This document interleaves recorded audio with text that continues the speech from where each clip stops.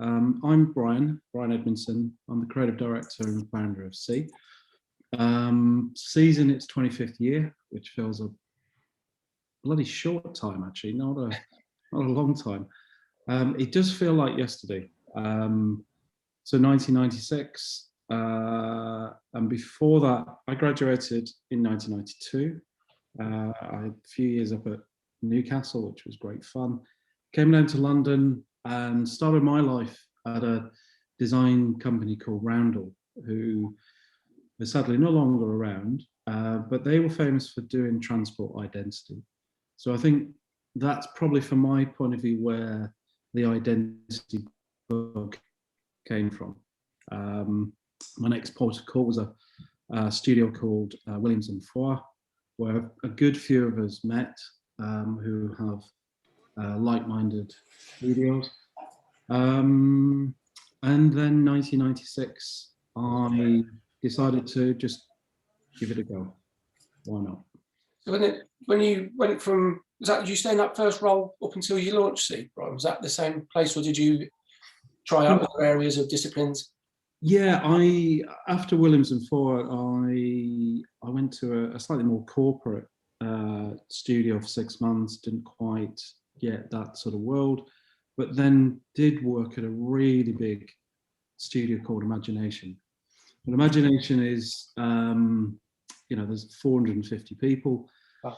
Great for a Christmas party, but everyone works in these little silos, these little teams. So I was part of a very small team called brand development, with a few designers, a strategist, a writer. It was great for a few years, just pitching on Olympic, Ford, Samsung. And I think that part of me, with working in such a big organization and a big team of people, made me think that I did want my own thing, but it would never be based upon big. It would be based upon, maybe collaboration, teams of people. And I think that's sort of how we've naturally evolved. Imagination was a real eye-opener because there were lots of different departments. There was photography, there was architecture, 3D, blah, blah, blah. And you end up sort of working with lots of different people. So I think when C came along, that was the approach. And if you think about, I don't know the ages of people on the call, but 25 years ago, you sort of had to be a 100-person team to do a so-called big project. Now you just need to be one, and it's great. It's so good. So I don't think it was a case of, did I set out to beat the big corporates, but I did set out to work on as many big and wonderful projects as possible, but it wasn't based around scale, not at all. Yeah. So what was if it was more of a want to move away from that large sort of scale, and it's a sort of story that I hear quite a lot of people, especially in more of the capital, the bigger cities, how detrimental they found that to their personal creative, because they were, they would, like you say, they were just part of this bigger chain, never got to speak to a client, never really saw the end. It felt more like an artwork than anything else.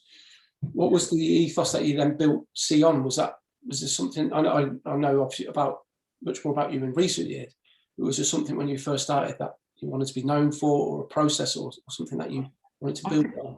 Yeah, if I'm really honest, I set up with no money, one client, no funding, no backing, just a bit of incredibly stupid self-belief that I could do this, because I'd sort of worked previously thinking, well, if you guys can do it, I can give it a go.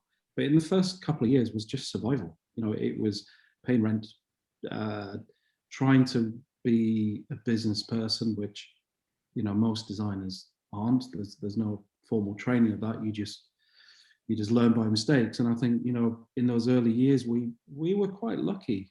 I think luck. We picked up a bit of work with BBC, which I just don't know how they trusted it.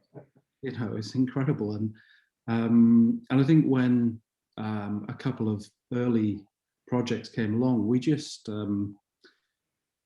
there was a series of decent wins of brands of sort of BBC, and then there was a US company, a French company, and then a paper company. And then all of a sudden there was more than 2, 3, 4, 5 of us. And then I think we stayed at that sort of 4 or 5 for a few years, and then there was another jump. And I think there was, I still a real cliche, but I do think my studio's changed every 5 years. I think there's this sort of classic thing about business, but I don't know how. But I think it's probably the projects that have come along. So I think the first year we were in that survival mode and energetic mode of anything came through the door, we would do, literally. And I love that. You know, in a certain way, I've found it hard to get rid of that sense, because you remember when there was no work. Now it's slightly different, because you were able to just pretty much work on the projects we like to work on. It sounds really simplistic and a bit, it's not quite like that, but it certainly hasn't been for the last 12 months. But each sort of 5-year period has changed, and the teams have sort of grown. Yeah. So just going back to the start, I see, Bryan, I think this is quite interesting or important, because I think there's a lot of people that tune into these events because they may be out at their end of their, you know, their agency life, or they're just fed up with how other people run things. You know, I think it's that classic tale, isn't it? We all, you know, we want to be the masters of our own destiny, so to speak. Those, when you first launched, obviously things like the internet and social media, existed. Was it a case of just head down, graft as hard as possible, just to pick up anything? I know you just touched on that briefly there, but was that a case of just trust your instincts? Was that just a case of diving in at the deep end? If you would have thought about it, you wouldn't have done it. If it was all very much a case of, if you really understood the pitfalls, you probably never would be here now. And it was a case of, the sort of the strongest survive, so to speak. Yeah, if I'd have really known what horrors could have happened, maybe I wouldn't have done it. I don't know. There would have been quite a bit to put me off. But you're right. 25 years ago, there was no email, which sounds ridiculous. There's no ridiculous. And I did a lot of writing letters. I was very young at the time. I think I was 27 when I decided to just give it a go. And I just made it a sort of beeline to try to meet as many people as possible, to knock on as many doors and be told no for so long, until someone just said, go on then, I'll give it a go. And we all go through that period. I sort of, apparently I spoke to a friend at college, and I'd mentioned it. I did want my own studio venture. I don't remember that, but I do remember thinking it would be fun. It would be great. Mm-hmm. And I think it's in all of us. We all feel, let's just have a go, a studio, and how difficult can it be? But and I honestly believe it gets more difficult as each year goes on. Yeah. If the flip side of setting the studio up now, you've got the whole world. You've got Zoom. You've got various platforms to voice your opinion. You could be considered to it be an easier process, but I don't think it's easy. Yeah. Well, there's something you touched upon there, which is, again, I think once you've been through the process in the past, and once you've been, had enough experience in the industry, you notice things like networking, how important that is. And that was something that I was never exposed to in the education of learning about design, and how important that is to build those. And it can sound a bit cliched, and it can also sound a bit corporate, I think, because people associate it with salesmen and, quite profit-driven businesses. Obviously, all businesses need profit, but I always find in design it's a bit more about building relationships, isn't it, with people. I think if you can do that, and I will advise a lot of people to do that. So that was a big part, obviously, what you did then, getting out in front of people, knocking on doors, and just sort of raising awareness of what you were, or that you even existed. Yeah, if you think about that period, you wrote letters in hope. You called design journalists with the hope they would feature some of your work, and you'd meet people, weird human beings and all that type of stuff, rather than sort of doing it behind a computer screen. And I think, we do force ourselves. We spend most of our lives just like this, don't we? We're designers with pens and things and stuff. And to a certain degree, we do that a lot. But, if you think about the Paul Rand comments in his books, 80% of what I do is persuading a client what to do. He said the 20% is the designing. But you've got that 80% of meeting people, chatting to people, convincing people, and we've got to be able to not only our own destiny driven by what we do as a designer, but also be able to communicate and convince. And I think I was pretty awful at it to begin with. I think I got really upset when people said no, but I think you just get used to that short word no. I often get no. It's. I think it's hardening yourself is a good thing to sort of. It sounds a sort of negative, doesn't it? But I think building a bit of a thick skin, you sort of just have to become used to that. Oh God, yeah. I mean, there are moments where you think you're onto the next project. And I always think the next project is the most exciting. But it's oh my God, and then you get told no, I've given it to someone else, and you just think, oh my God. Still, after all these years, it does hurt. It does hurt, but you've got to get used to that. Yeah, it's no benefit to you, but I think it's comfort to people that are just starting out. That happens to a lot of people like you, which is, it sounds a bit sadistic to say it to you, but it's a case of like, I think there's this mentality that maybe that because you're established, you've been there for a certain amount of time, you've worked with XYZ brands, that people just come flocking to you, and they're trying to break down the door to give you projects, and it's everybody different scales. They still face the same problem. If any studio or any designer says, we win 9 out of 10, 8 out of 10, people knock on our doors, they're pulling your chain. There's absolutely no way. I think the reality is there's more no's than yeses, of course, and that doesn't change as the years go on. The projects, certainly for ourselves, the studio got to a certain size, and then the projects decided to just get bigger. So the wins or the losses are probably even more dramatic.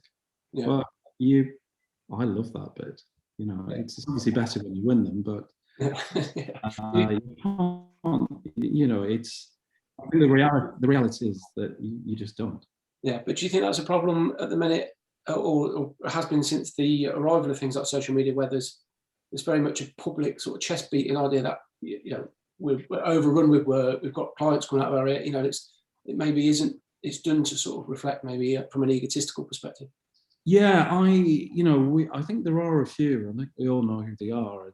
You just think, just get on with some work, rather than just beating. I've got this and I've got that, and I mean, I'm a very much just concentrate on what you're on doing, what you do yourself. I think the negative of social media can actually, as we all know, make you feel insignificant and you haven't won this or done that, and we're all guilty of it. But just focus on what you're doing yourself. Yeah, I couldn't agree. I think studios that beat on and chest beat, it's like, oh dear. Yeah. Here we go again. We're designers, not politicians. Yeah. But moving on to more about the studio as it is now, or from that first 5 years onwards. One of the reasons why I got in touch with you in the first place, because I mentioned to you about the Smiths work, and then obviously found out a lot more from your portfolio and the website and your other back catalogue of work. And I know your strapline is like the powerful ideas simply executed. That's something that really sort of immediately outlines what C is about, I think. But I've always found that you're really sort of ingrained in the craft of design. It's not about trends. It's not about being screaming and shouting and using offensive phrases or doing anything other than really just being deeply rooted and respecting that tradition. Is that something that comes from the way that you're educated in design and places you worked, or is that something you've worked really hard to sort of strip back all the nonsense and just focus on the core principles? I think so. Craft is the biggest thing in C. What we do, whether it be and now primarily on screen rather than print, but craft, I think, was probably ingrained at Newcastle. It was a very making place. The tutors and certainly the people behind it, the screen print, the idea of process and crafting certain elements. Love, I think it's all part of that. I don't really feel I've got no interest in sort of trend-based work over the period. We just do what we do, but it is all about the detail. It's the simplicity and trying to be as not just reductive.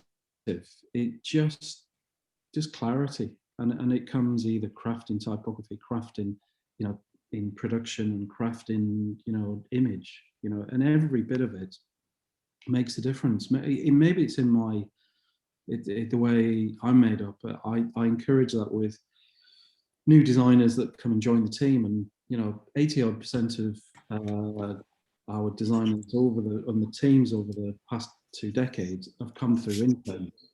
They start as interns, and that early on you ingrain the idea of craft, because I think if you're graduating now, I don't sound bloody old thing to say, but you've missed a bit of a gene of that craft, because you don't get encouraged to be in a factory, a print factory. You sit behind your screen a lot. So I think there's an intellectual process of making things and putting things together. And when you put that in the framework of identity systems, it's very important. Yeah, and just have you found that that's over time you've established that and become recognised for that? Did you attract clients that maybe are a perfect fit? It's not just a speculative client. You have people that sort of respect that and like that process, as opposed to being a trend-based thing already. Yeah, absolutely. Honestly, Chris, I think that's nail on the head. We're not for everyone, and every studio likewise. And I think a lot of people get fooled into them, fool themselves in believing that I can work for everyone and every company. Well, no.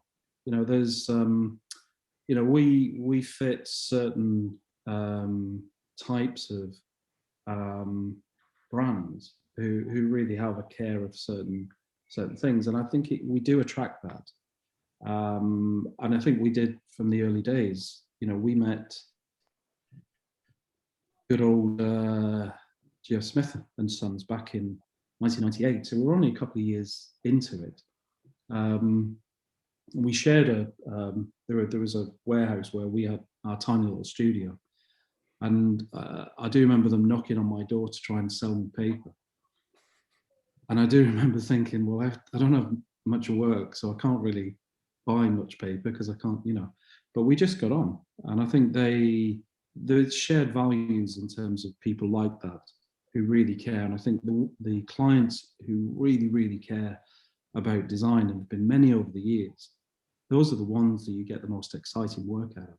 And it's funny that through the different trends and fads that have been and gone, look back at your work, and the same with Smith's or something like Foilco, where it's, even though it's progressive and innovative, it always respects that as core principles, isn't it? It never goes away from that. Unlike the creatives that maybe do follow trend, they seem to come and go as quickly as the trends come and go, or they then move on to another trend. But being deeply rooted in that tree, I think there's something about that that's. You could divide that between the design and advertising, perhaps. Although I do think the notion of advertising is coming into identity and brand because of the speed of change. But we do things, when we create identity systems, and that's what I can probably talk about. We don't aim them to be today, tomorrow, next week, as advertising really is. It's immediate. Identities are for sort of maybe next year, certainly year after, maybe a few years down the line. They're for the long term. I mean, things do change and evolve and adapt, which is great.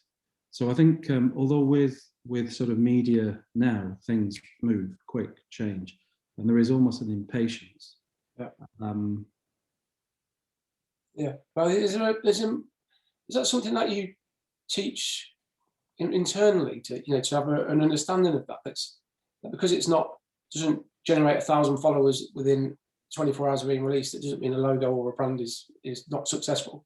Is there something you teach within that? You want new employees or people that come within the company to sort of give them a greater understanding of that from your experience?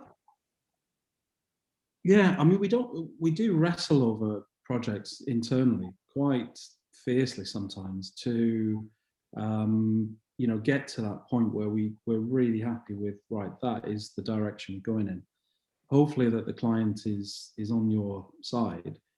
And I don't know, I don't know if it's a sort of conscious thing of how we go about it. It is a really internally sort of group thing.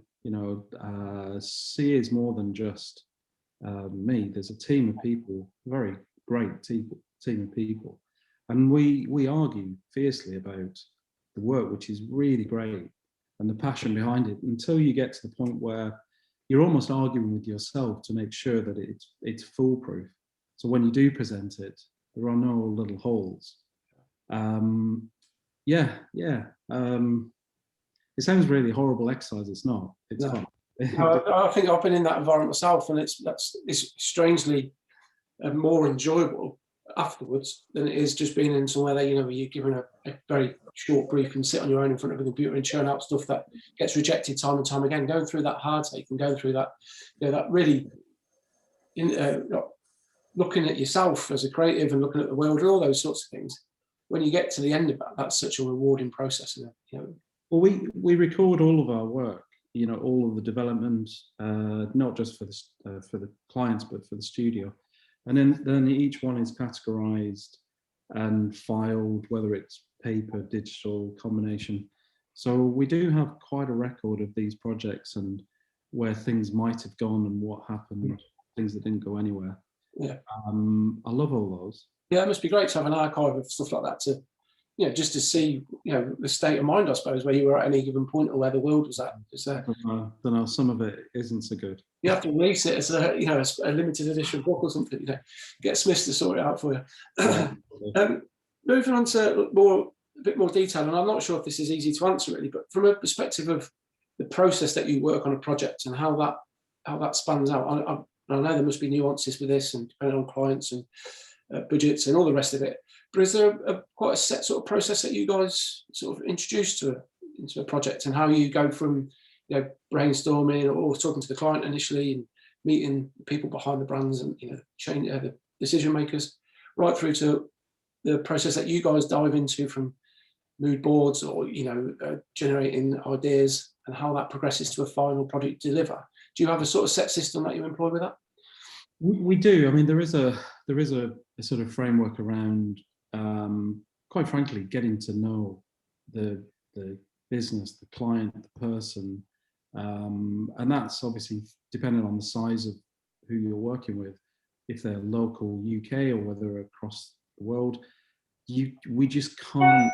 I know there are studios out there that do the guesswork scenario, and that's great. But I don't think what we do is about guesswork. You've got to get to know them. You've got to do your research. You've got to chat to people, and you've got to just get to be as insider in that organization as quickly as possible in order to intelligently reflect it. So I think there is it's a fairly straightforward thing of just do your homework and get speaking to as many people, and before you start thinking, well, okay, what could this visually look like? And what is the story you're going to tell? There's usually one very strong story, and it just comes with that one little conversation that you have, and it's a spark, and that's where you go. Yeah. So before we show anything, you've just got to know, everything about as much as that company as if you were employed there. And I think there's a lot to be said for moving yourself away from the what we traditionally explore, the stereotype of creative, sitting in front of a Mac and making things ultimately look pretty or prettier. There's a lot to be said about the really, I think it should be a bigger percentage put on the door of of the knowledge and the understanding, like you say, immersing yourself in the world that you're trying to solve the problem for. Well, you got to. I mean, you've got to. You are solving someone's problem, and you are communicating on their behalf. So whatever you then express, you've got to know everything about it. You feel, we have very long-term strategic relationships with pretty much every client that they go on for years and years. They may pop in and out, they come back again, but you do feel like you're part of their crew. Mm.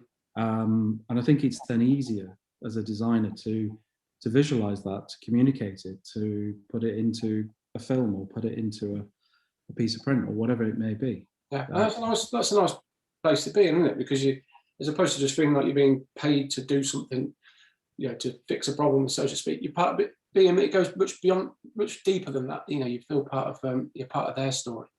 Well, I mean, what you said earlier about, you know, who we attract, and we simply attract people who want the longer term strategies, the longer term relationships. I do remember we had one who, can't name names because they're quite you can always edit it, but they just said, oh, we just want the identity, the guidelines, and bugger off. And it was really cold. It was a long time ago as this, and I couldn't say no because it was such an exciting one. It's not on our website because it just doesn't reflect us. It was a lovely job, but it felt soulless. It just felt like it was a transaction.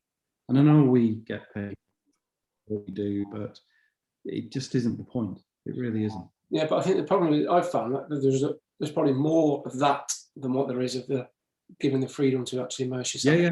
So, you know, there's a, and people. Well, there is, but I think we shouldn't underestimate how difficult it is to find those clients who you become part of.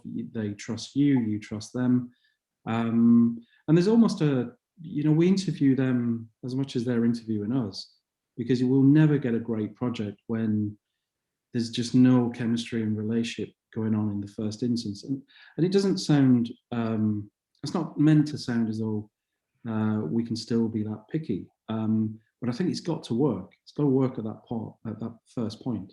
Yeah. Because that, you know, that's how you're going to get a great job. Yeah, and I think I think I've found that there's a bit of a tipping point where you just have to sort of stand your ground a bit, and you sort of say, this is how I want it to run, like this is how I want my business company to run, and it's built on, you know, these morals, and, you know, to be a successful project, I know we need to be. I think it's easier to a point now that we're sort of more mature in the studio. We've got a lot more projects to point at. I think in the early years it was very difficult to stand your ground because you didn't really have that many projects to point at. So you had to be a really good salesperson to convince someone. So, you know, trust me, come on, I know what we're doing. Now we can sort of point to things, but you know, some of those early projects, very early projects, Smiths for one, and a couple of others, that a music company, that we just had to just say, look, come on, just give us an opportunity. We'll be fine. Don't worry. Yeah, it's amazing how many of these conversations that I have, and there's the hard graft side of it, and then there's also the look side of it. It just happens to be in the right place at the right time, and how frequently that pops up. And but it's also meeting the people who confidently put their trust in you. And there's a few, you know, I can still count on both my hands the clients that we've met along the way who they are supporters of design. Excuse me. They really do love design. They invest in design. And if you meet one of those people, never let them go, because you know they will, you know, they'll allow you to do that great work. And part of it. That's essential. I just wanted to go back, Bryan, to, you'd said after like a 5-year process where things start to shift, and you just elaborate on that a bit more. Obviously, in the first 5 years, finding your feet, you know, getting a bit of a reputation or building a, you know, a bit of a culture within the studio. How has that evolved in the following 5? If it's been 25 years, did you say? Coming up for 25 years, yeah. Yeah, those 5 sort of key points along the way. Those, you know, what's that look like? Well, I think we only noticed this a few years ago. We were turning 20, and we decided to just bookmark it. Why not, for the sake of it? And I didn't want it to just be a scrapbook. So I started looking back at certain key moments, and we actually defined the book in 4 5-year sections. And I noticed that the sections were just getting bigger, the projects were getting bigger, there were more of them.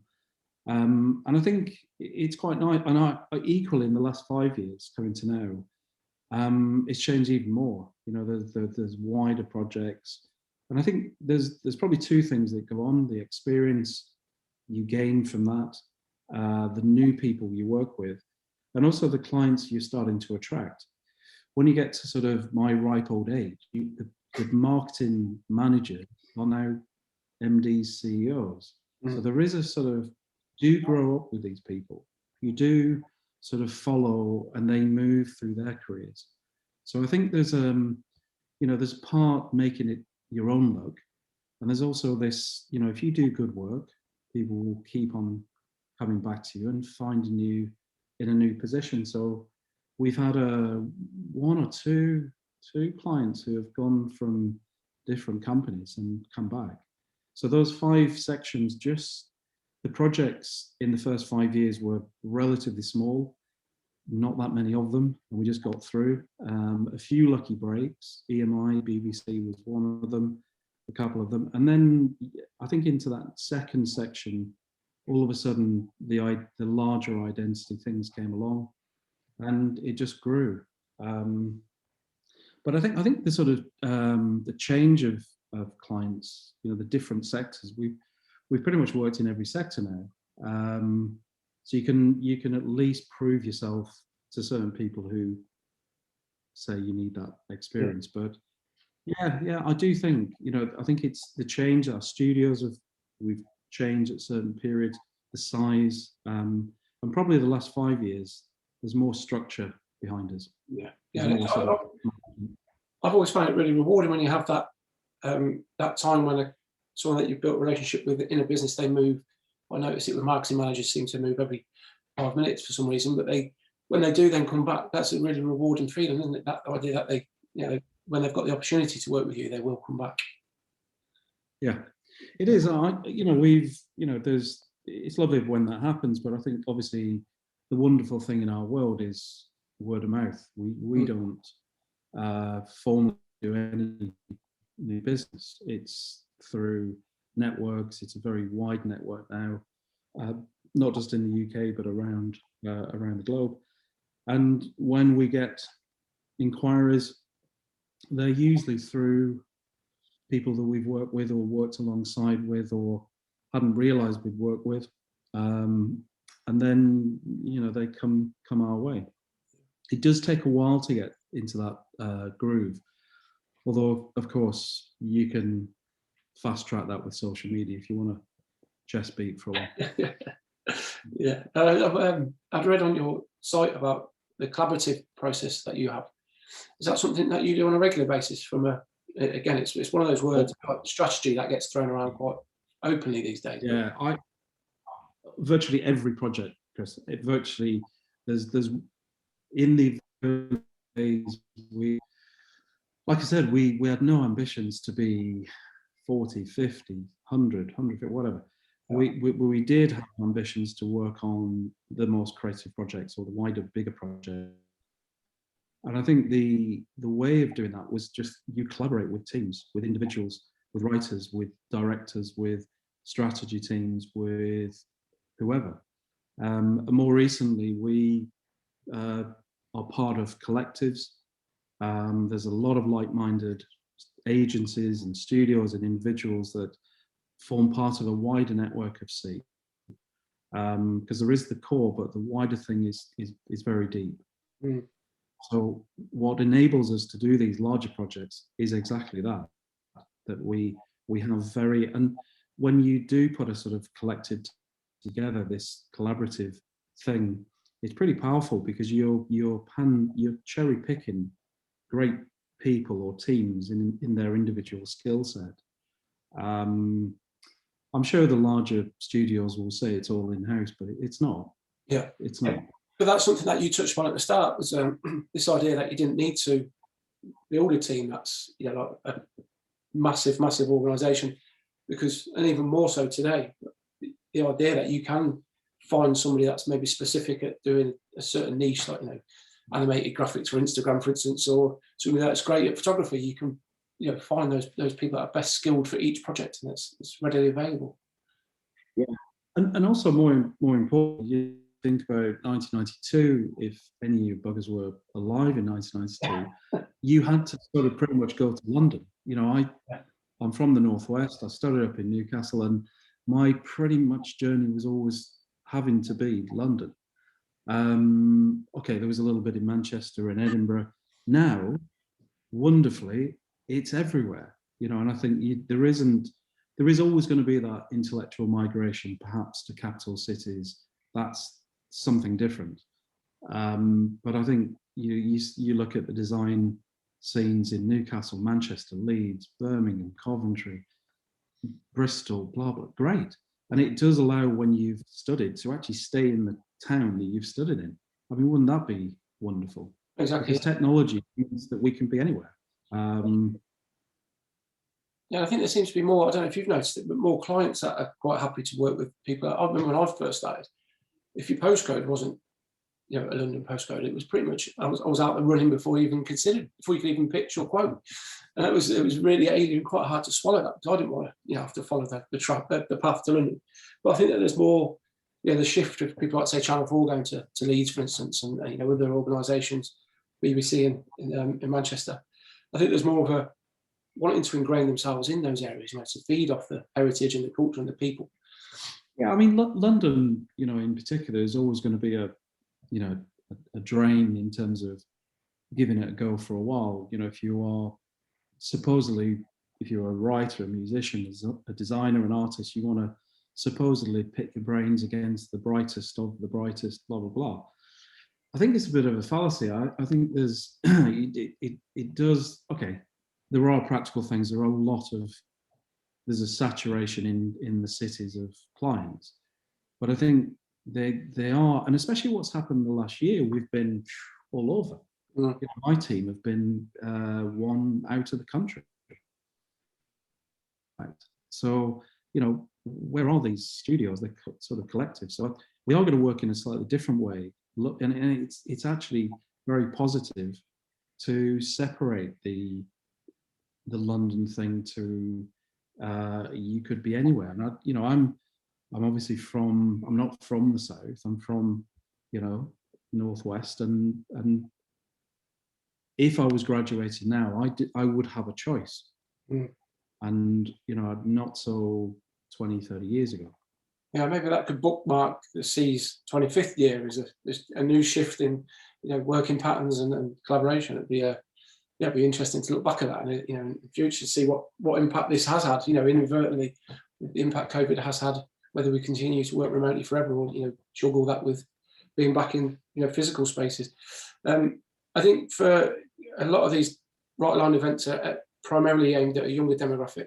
And I just wanted to touch upon, and again, this is probably a little bit impossible to answer in one go, but from a perspective of employing juniors, graduates, was there anything that you specifically look for? And this is a question I ask a lot of people, because things like portfolios aren't, obviously, from a professional perspective, they're not in the real, you know, in the professional world. Is it more of a case of potential, passion, all those sorts of those things that individuals have that they can show, that they can make up for what they can't show in, you know, in actual real work? Enthusiasm. Yeah. You know, passion. If you're not passionate at that age, then, you know, when you get told no for 25 years, then you ain't going to be passionate later in the day. You've got, you know, a lot of the, you know, like I say, C has been built upon, you know, interns. I'm a big fan of, you know, we that's how we do it. You know, I remember when I needed a job when I graduated, and I think it feels good to give a graduate a start, you know, and there's, as I say, probably about 80% have gone through the sort of C structure to then go off into different directions. And I love that, because you actually see them develop and mature. One guy in particular came in, didn't really say much, but a really nice guy. But by the time he left 5 years later, my God, did he say a lot, you know, and I think it's actually in a great way. So every year we try to take on at least one, but it's just that passion. I mean, having the right work, having, an inquisitive mind, having a knowledge of design, and not just current design, because that's just a 30-second on Instagram, about, knowledge of design history. It's incredible that vast majority of graduates coming to interns have got no concept of design heritage, design history, who's done what movements. And that, I think, to me, that's part of an education through C. We're quite obsessive as to, you've got to know, did you not know that? Because all these references fit within our sort of reference world. And I sort of make it my, I don't know, I tend to bore the hell out of them. You've got to know these people because they're important. They are to me anyway. I think that's another shortcoming in the education process of design, because I was never taught when I went through it about anything other than just how to. No, I wouldn't. I think probably the failing of my college was that lack of, just explanation of design history. I just had to find it for myself through one reference, and this is a library, for God's sake. Yeah. Books, physical, trying to fit the pieces together. It's actually relatively easy now, because you can just put in a certain subject and you can almost see a family tree of design. But you've just got to know what's gone before you. You've got to have a lot of those references. And one of the things I think every college should be teaching is design history and a certain cultural, what's the word? Importance of design movements and why they, Ken Garland, who sadly passed away, need to know his philosophy, because it makes a difference. We don't want to be doing, soap packaging. Good grief. Yeah. And the ethics behind design and producing and how we produce as designers is as much and important as that idea. And I think with graduates who come through C, that's what they get. And then when they leave, they think they know more references than me, but they don't. Yeah. No, they don't. I'm just conscious of the time, Ryan. We're rapidly coming up to the 45th minute. Is amazingly, it feels like a blink of the eyes. But I just wanted to touch upon, really finish up on the sort of biggest challenges that you faced as an agency, and how you've overcome them, and to get to where you are. Are there sort of reference points within the journey that really stand out as that was incredibly tough, but we did X, Y, Z to get through that? It's probably growing pains. I think you get to certain points in your studio where you are going to a bigger project level, and you then need management. You actually need management within the studio. So I think it was a big leap of faith to find, and we did this very early on, to find people who are not designers that can actually help that process, help deliver projects. I don't know. I sort of, it didn't sound negative. I feel like there's always a challenge each year. There's always, and obviously we've been living through incredible challenges the last 12 months, but there's always, there's always a challenge to do something new. We seem to be in a lucky position, and I do find it. We do feel very lucky and very privileged that we do attract these wonderful clients, but it does push you each year, because you're going, I want to do something different. I want to do something new. I want to work with a bigger or different company. So each year feels bespoke. You don't feel like I never feel like we've arrived, ever. I don't think we ever will.